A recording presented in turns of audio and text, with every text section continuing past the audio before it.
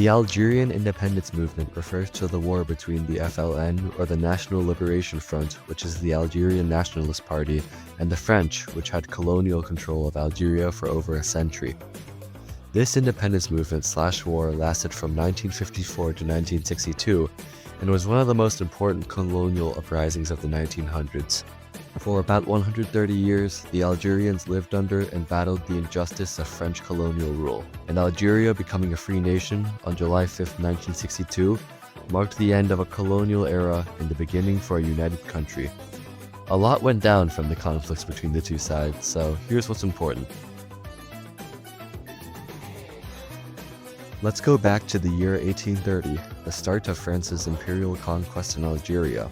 The colonization of the Algiers was an extremely violent one that used a scorched earth policy, which means they destroyed anything the Algiers could have used to fight back, such as destroying food, water, animals, and humans. However, what this really meant was mass rapes, massacres, and death. Lots of death. Between 500,000 and 1 million Algerians were killed, out of the only 3 million population.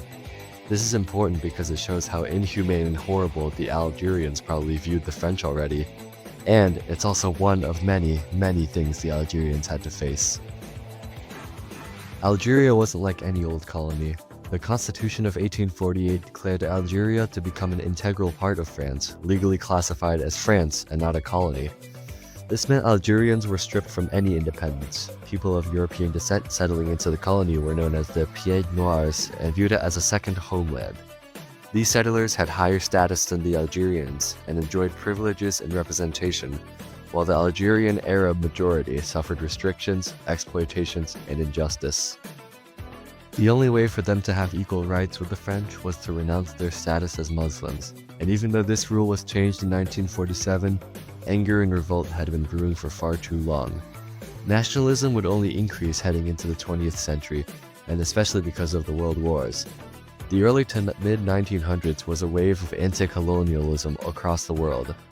As Algerians fought alongside the French, they were exposed to new ideologies that emphasized equality and independence, particularly President Woodrow Wilson's self-determination ideas.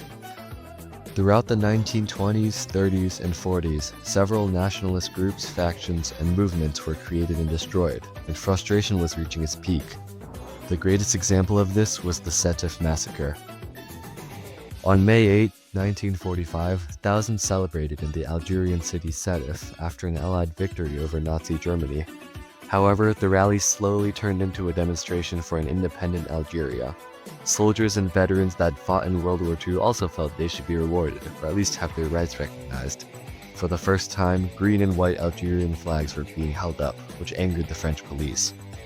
One demonstrator, Bouzid Sall, refused to drop his flag, and a French policeman shot him. The crowds were enraged and attacked. Here's a little clip that we created to help you understand. Long live the Allied victory! Yeah. We beat the Nazis!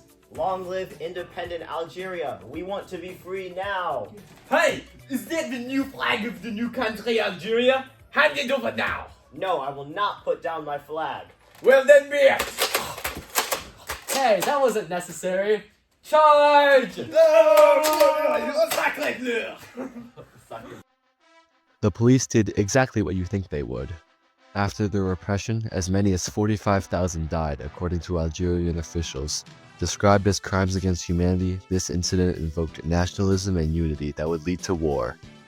The FLN was formed in October of 1954, and 8 days later on November 1st, the first FLN hostilities attacked French targets in Algeria, and the war officially began. Although there was no way the Algerian force could match France's technology, the FLN utilized strategies, key locations, and guerrilla tactics to fight. They also successfully carried out multiple shootings and bombings in various areas.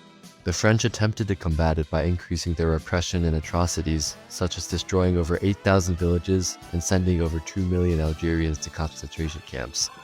Other war crimes include more massacres, rape, and torture. However, these only fueled more anger and support on the Algerian side, with more people joining the fighting force as well as gaining support from other nations. In France, the failure to end the rebellion, the violence in Algeria, and loss of faith in the government led to the rise of anti-war feelings. Finally, a peace accord was reached in February 1962, and on July 5, 1962, Algeria was finally free, and the century-long problem was resolved for them. The Algerian independence movement had great lasting consequences. For one, millions of Algerians died to the hands of the French. The struggles and legacy of the many decades of effort to achieve freedom defines Algerian identity and are celebrated every year on July 5th. Other than the obviously now free Algeria, the events of the independence movement left great influence on the social structures of both France and Algeria.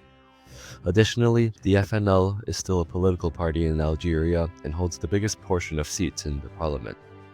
Finally, France lost their last major colony, and this inspired other movements for self-determination in other colonies around the world, just like how past anti-colonial ideals inspired Algeria.